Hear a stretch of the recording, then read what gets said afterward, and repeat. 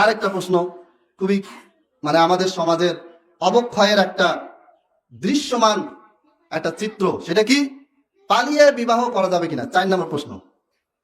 প্রথম কথা হচ্ছে, আমি যদি কোরআন হাদিসের দলিলে নাও যাই, জাস্ট একটু বিবেক দিয়ে চিন্তা করেন যে আপনার মেয়ে যাকে আপনি 20 বছর ধরে পড়ালেন, ভালোভাবে তাকে ভালো জায়গায় আপনি স্কুলে ভালো কলেজে তাকে দিলেন, খুব সুন্দর করে তার যত দরকার থাকা খাওয়া, এক কথা মেয়ের জন্য তো বাবা জীবন দিয়ে দেয় বা আমার জীবন দিয়ে দেয়, এটা তো কমন।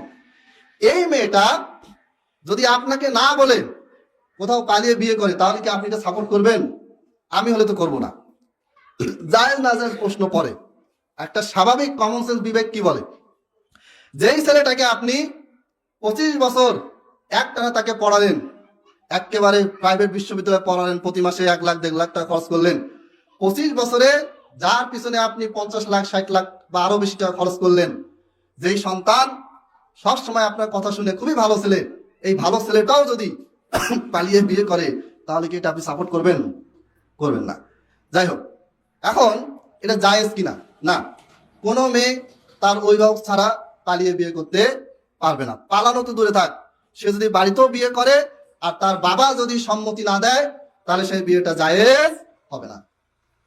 অতএব এই ধরনের মাসলা প্রশ্ন কেন আসছে, কারণটা হচ্ছে আমাদের সমাজে নীতি নৈতিকতা এখন খুবই নিম্ন পর্যায়ে চলে গেছে।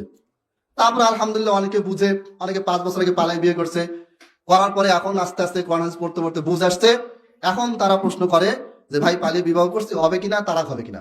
বিয়ে হয়নি, তালাকের কি কথা আসবে এখানে? তাহলে পালিয়ে বিয়ে করা যাবে না।